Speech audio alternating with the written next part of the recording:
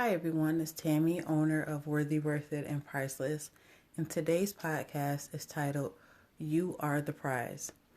A lot of times in life I know that we go through things and it shakes us to our core and it makes us feel as though we basically have no self-worth, or it drives us into a depression and makes us have low self-esteem. It makes us feel as though basically like we're not worth anything. But what God is telling you is that even though the situation may have hurt you and you may feel broken or damaged, no matter what, you have to realize that you are the prize. Don't allow hardships in your life, whether it be a breakup, something that happened in your childhood or anything, make you feel less than who you are. I know that especially in singleness, you feel like your mate is never going to come. You feel like God has forgotten about you, or even if it's even your career.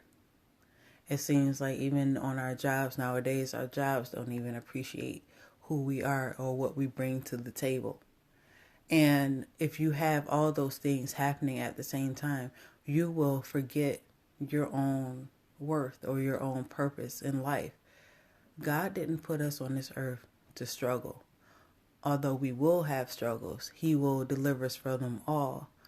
But He put us on this earth to really have a great life and help other people.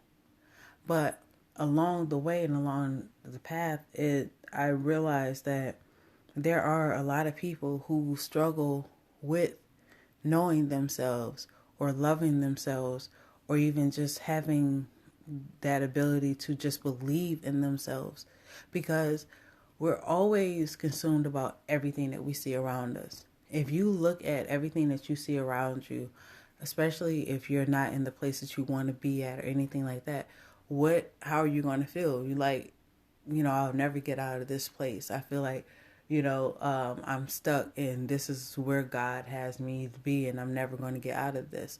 But that's not the case. A lot of times God takes you out of a certain situation, whether good or bad, and He'll put you somewhere else just so He can plant seeds into you, or basically make you new.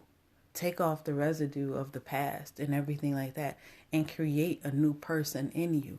But you'll never get there if you're always constantly thinking of the past and what you've been through before. I stated this before. That was always like my problem at jobs and things like that. I was never present in the moment. I was always thinking about the next thing. Like if I was in a relationship, I was thinking about being single. If I was single, I was thinking about being in a relationship. And so I always missed I always missed the train, basically. I always missed the season of my life where I was. And I'm just basically trying to tell you, don't do that. Realize every talent and every gift that God has put inside of you. If you're single, or even if you're in a relationship, or even if you're in between jobs or anything like that, be confident in what you bring to the table. Any job would be grateful to have you on their team. You would be like a ray of sunshine. But a lot of times God is getting you to a place of silence just so He can work on you. So when you get to the next level, you're not sitting there like, oh, I don't know what I'm doing. God will always prepare you for the next thing. You are worth more than what you think. But we never get to that point because we defeat ourselves.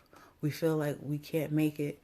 We feel like, what somebody else said to us, and we carry that. How many of us carry the things that people have said to us, even whether it be in a fit of anger or rage or anything? We carry that with us.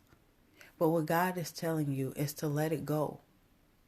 Let it go so you can go on to the life that you're supposed to live. Anyone will be happy to have you in their life. But God is not going to sit up there and allow you to date someone or be with someone who's not going to be equally yoked as you, or be able to basically love you the way that you need to be loved. He knows exactly what's in your heart, and he knows what you need. So when you go outside, walk with purpose. When you go outside, in the most humblest way, know that you are it. You are the prize. Walk with your head held high. Don't sit up there and hold on to things of the past, or things or whatever. If it's a problem with your hair, get your hair done. If you don't like the way your clothes is, buy some new clothes.